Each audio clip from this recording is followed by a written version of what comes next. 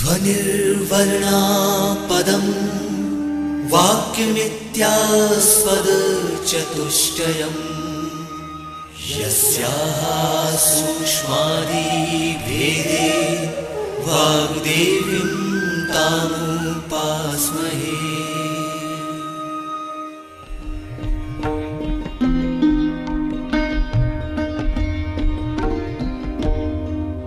The Electronic Media Production and Research Center EMPRC of Madhya Pradesh Bhoj Open University presents its audio program series Art and Culture.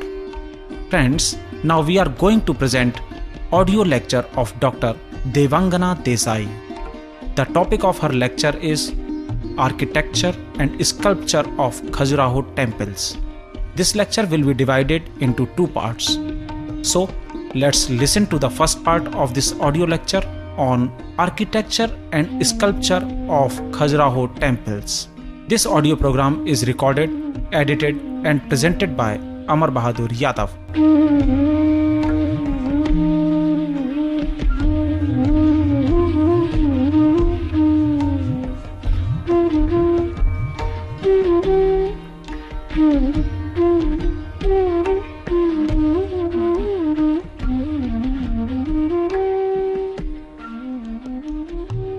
Khajuraho is an extraordinary site in Madhya Pradesh. It is known for its temples. It has magnificent temples. Legend records there were 85 temples at Khajuraho, of which about 25 now remain. 10 of these temples are dedicated to Vishnu in his various aspects, Vaikuntha or composite form of Vishnu. Then there are avatars of Vishnu like Varaha, Vamana and others. 8 temples were dedicated to Shiva. There is one temple, one of the important ones of Khajuraho, which enshrines Surya, sun god, and a temple is dedicated to Chaushata Yoginis, 64 Yoginis, esoteric goddesses, which is situated little away from the main group of temples. Even Jains built temples here. There are 5 temples with genus Tirthankaras with the nucleus in the temple, and Hanuman also is found here. And one of the important images of Hanuman, it is inscribed with the date equivalent to AD 922. What is also interesting is there is an image of a large image of Buddha in Bhumisparsha Mudra, earth touching attitude, and this image I have recently dated it to around 9th century, one of the early images of Khajuraho, and it seems that there was a Buddhist establishment here because of this important Buddha image which has been found here, though no other Buddhist remains are discovered from Khajuraho. But there is some evidence of monastery, as earlier archaeologists who visited the site pointed out. That is Alexander Cunningham, who visited Khajuraho in 19th century, found some mounds associated with Buddhist monasteries. One of the earliest visitors to Khajuraho, British visitors, is Captain Burt, T.S. Burt. He came here in the palanquin from Chhatarpur when he visited it for some of his government work. He was a British engineer, and he has described Khajuraho very vividly in the Asiatic Society's journal in 1838. Cunningham, of course, later followed. He visited it on a horseback. He made several visits to Khajuraho and has described in detail the archaeological remains, the mounds and the temples of Khajuraho in several of his volumes, the Archaeological Survey of India reports, which are published from 1860 onwards. Khajuraho people have generally associated with erotic sculpture, but there is much more at Khajuraho. Erotic sculpture is only 1/10 of the sculptural figures which are seen at Khajuraho. We will come to this erotic sculpture a little later, but there is much more to Khajuraho, and this much more is quite important to understand. First, we will see the architectural aspects of Khajuraho temples. Temples are built mainly of sandstone, buff sandstone, pink sandstone, colors ranging from say buff to yellow. And the early temples there were built of granite. The Chaushata Yogini temple, the 64 Yoginis temple, was one of the earliest at Khajuraho, and it was built of granite blocks, the rough blocks found from the site itself, and it consists of 67 cells in a quadrangular ground. It is an open air shrine. It consisted of 64 yoginis and the mother goddess Durga, who must have been the main goddess of the temple. Her image is now in the site museum. She is inscribed as Hingalaja. So she was worshipped as Hingalaja. This is Durga Mahishasuramardini, but under the name of Hingalaja she was worshipped. And the other two images which are found from this temple are of the Matrukas, Brahmani and Maheshwari. The remaining images, more than 60, are now missing.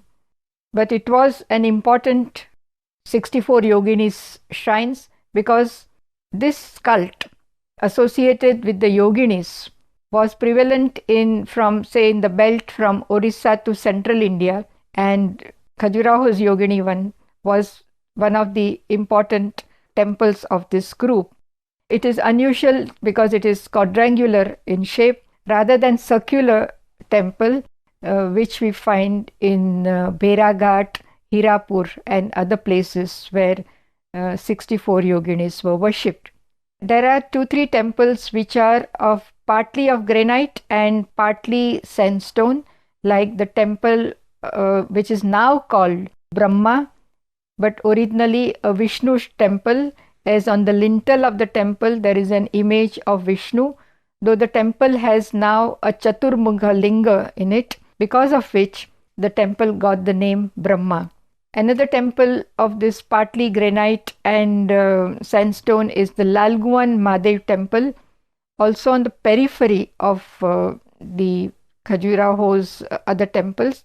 See, the early temples are built on what we call the peripheral regions of Khajuraho, whereas the main temples, they are built in the 3 zones.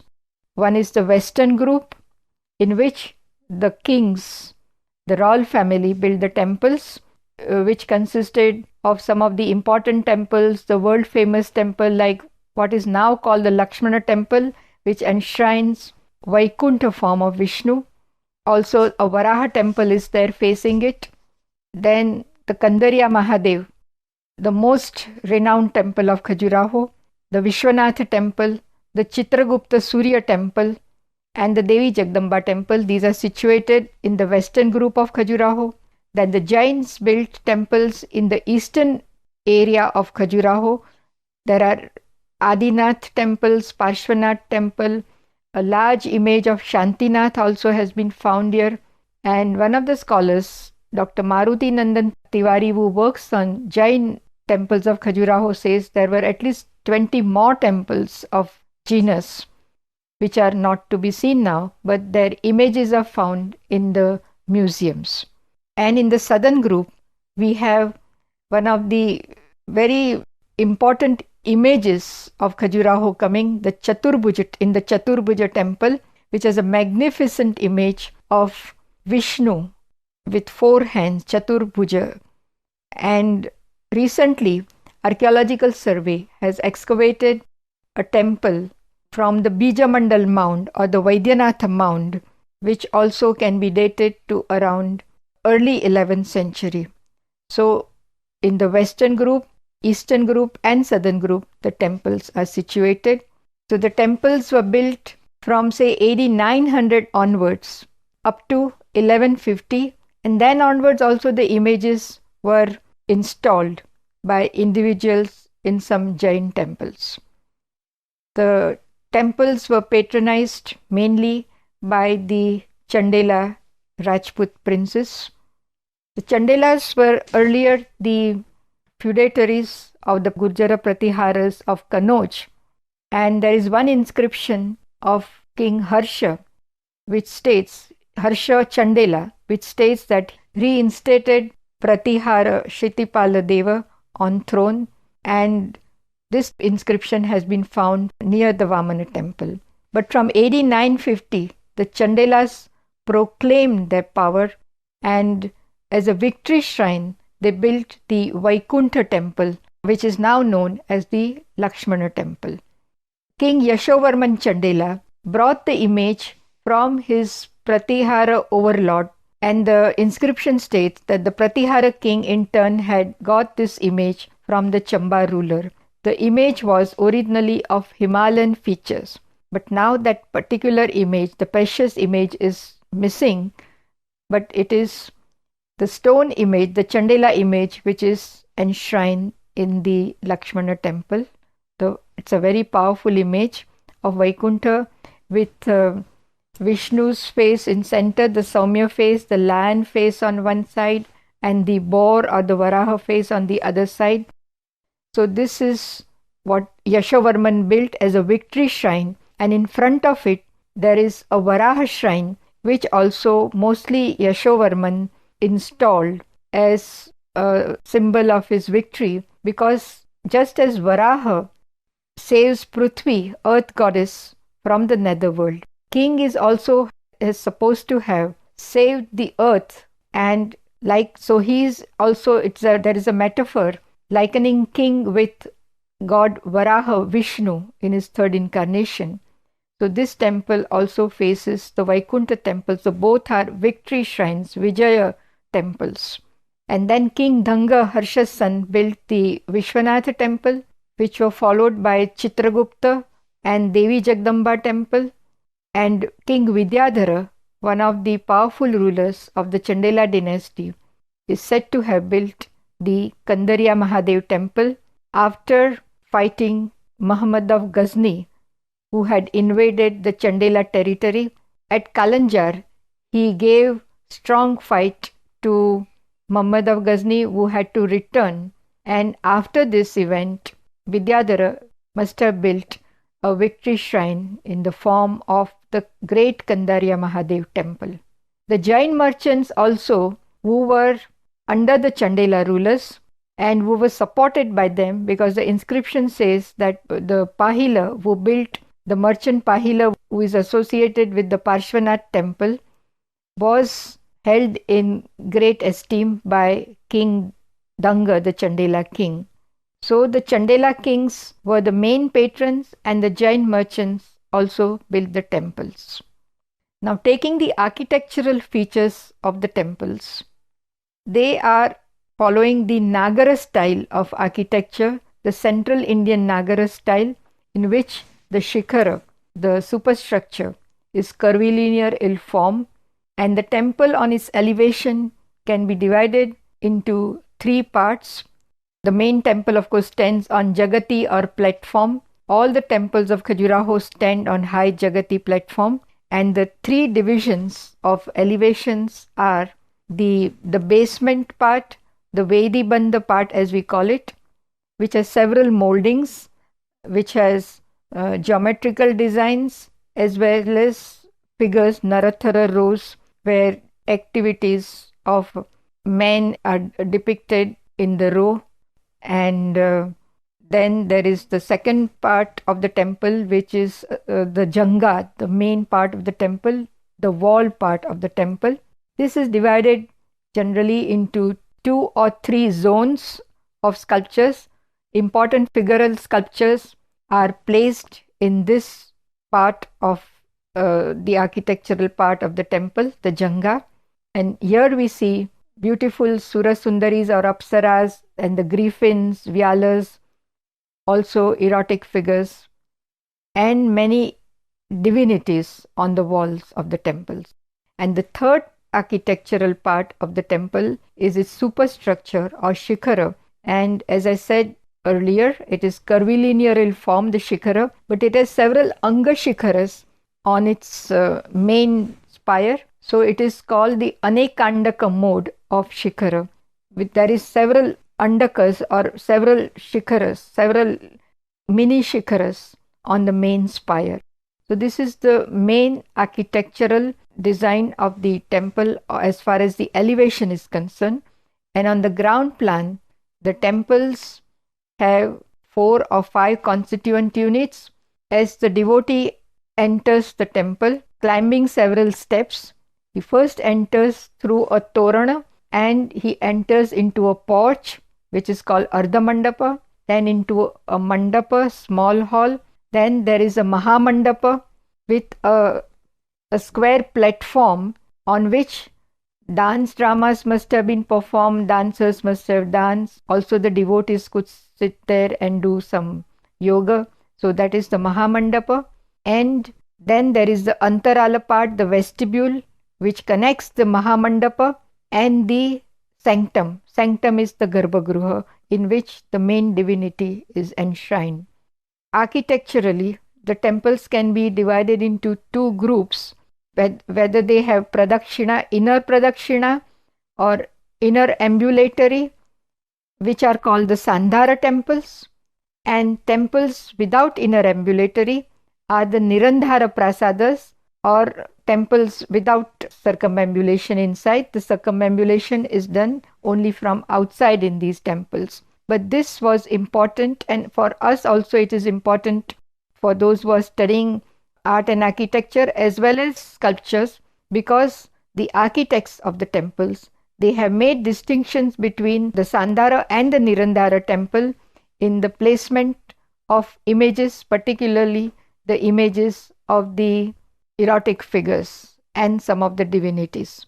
On the Sandhara temples, they have placed erotic figures exactly on the juncture part where the hall, that is the Mahamandapa, and the sanctum meet. It's an interlocking position, a wall which is a buffer zone on which they have placed erotic figures in the Sandhara temples. Whereas in the Nirandhara temples, this particular part, the buffer zone, is occupied by single images of divinities. So this distinction the architects have made at Khajuraho. I must also mention that the architects of Khajuraho, the Sutradharas, they belong to the Vishwakarma tradition, and this is mentioned in the inscriptions of the temples. One of the important inscriptions of Khajuraho in the Vishwanatha temple, which was built by King Danga, mentions its architect, Chicha. His name was Chicha, and he is said to be Dharmadhara, that is, he based himself on Dharma, his work on Dharma, and that he followed the Vishwakarma tradition, Vishwakarma school of architecture. And it is also mentioned, describing the Torana of this temple, that Vishwakarma as if entered the bodies of Shilpins and they carved the Torana. So Vishwakarma school was important here, and several texts of this school have been found from the Western Indian and some of the Central Indian sites, but not a single text has been found from Khajuraho. Though there are hundreds of images of Khajuraho which hold manuscripts in hand. One of the insignia, one of the attributes of the divinities is pustaka, or book in hand, but not a single manuscript, surprisingly, has been found from Khajuraho region. But the very fact that they hold manuscript indicates that there was lot of interest in learning, and also this is evidenced by some of the apsaras who are holding manuscripts in hand with some letters written on them.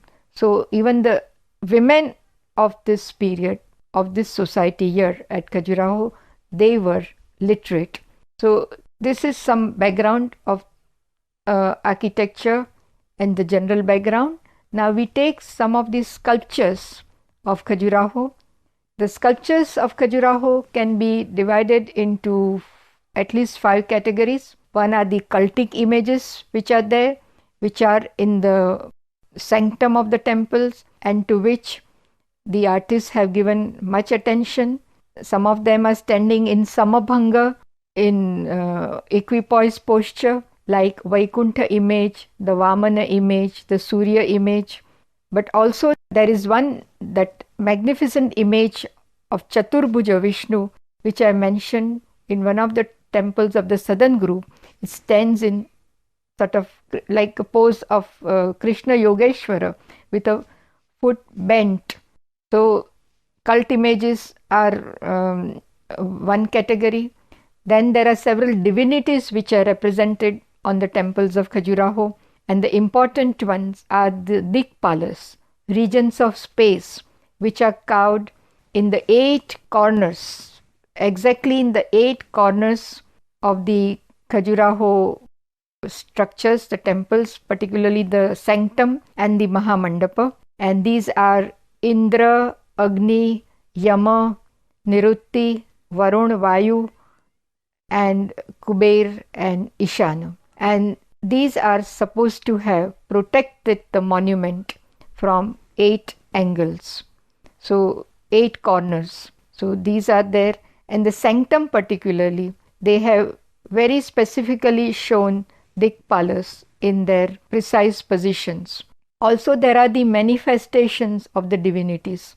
Like Shiva has his Vyakta forms. Now, the highest reality has no form. So, there is no image, but Shiva Linga stands for the Avyakta aspect of Shiva. But there are also manifestations of Shiva. But there is also an in-between stage which is represented by an image of Sadashiva, who is supposed to be Vyakta Avyakta aspect or Sakala Nishkala aspect. That image is also there at Khajuraho, to which I will shortly come to. And the manifestations consist of the Nrutta Murtis, the dancing forms of Shiva, Shiva in his aspect as subduer of demons like Andhakasura Vada Murti, Tripurantaka Shiva, and there are also avatars of Vishnu which are shown in the cardinal niches of the temple, like there is a Varaha, the third incarnation of Vishnu, Narsimha Avatara man-lion form, and also Hayagriva, the horse-necked Vishnu, one of his rare avatars shown in at least 3 places in Khajuraho. So there are these avatars which are shown. So apart from the cultic images, the divinities like Dikpalas and the subsidiary forms, the Vyakta forms of Vishnu and Shiva and other divinities, we also have some celestial beings like Vidyadharas, Ganas and Gandharvas. These are shown generally on the upper niches, upper zone of the wall figures, and also on the images near the Toranas also. And the category which is very much favorite of the Khajuraho artists is the female figures, the Surasundaris or Apsaras as they are called. These are the celestial women, and they are carved in large number at Khajuraho. And here also they have been following the tradition, the Shilpa tradition, because in the text Shilpa Prakasha, it is said, as a house without a wife, frolic or joke without a woman, so a temple will be of mediocre quality if it has no woman or no figures of women shown on it. So there are large number of female figures found at Khajuraho, and these apsaras are shown in various poses. They are decorating themselves, putting collyrium in the eye or putting gunguru, the foot ornament, several poses. And one of the poses, one of the postures or the themes which Khajuraho artists took interest was the Apsara with scorpion. Now, as if she is throwing off the scorpion which has come onto her leg, and under this pretext she is exposing. Now, nudity exposure is a fertility theme, so maybe this is a poetic device by which the Khajuraho artist is showing the scorpion Apsara. But scorpion has 2 meanings. If you look at the word Khajura in the dictionary, Khajura means a date palm tree. Khajura, Khajuri, as we find the tree in several places, Khajura tree. So Khajura Vahaka, the name of the town, means date palm bearing, but Khajura also means a scorpion. So maybe these Khajura Apsaras or scorpion Apsaras were associated with Khajuraho as emblems of the town Khajura. The name of the town was Khajura in the inscription, and so this goes very well with this name also the Khajuraho. And the other category which the artists were fond of showing are the animals. Horses, elephants are there in so many varieties, so many activities.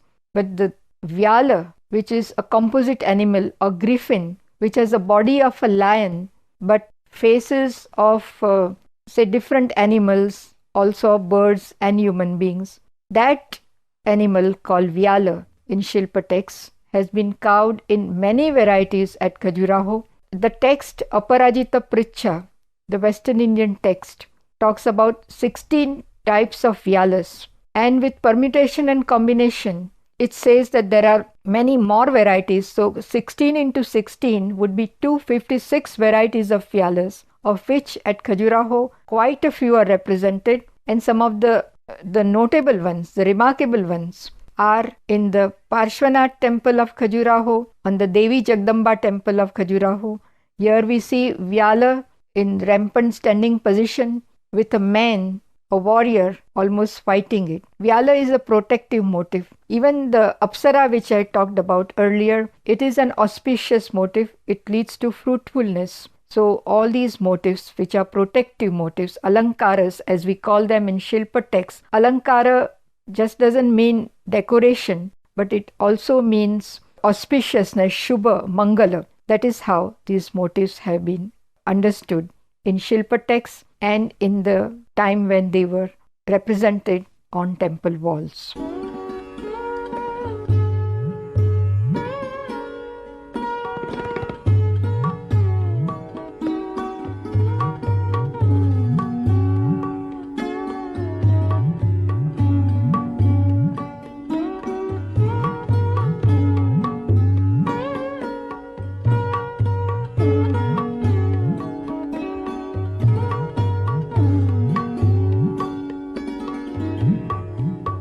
You were listening to the first part of audio lecture on architecture and sculpture of Khajuraho temples.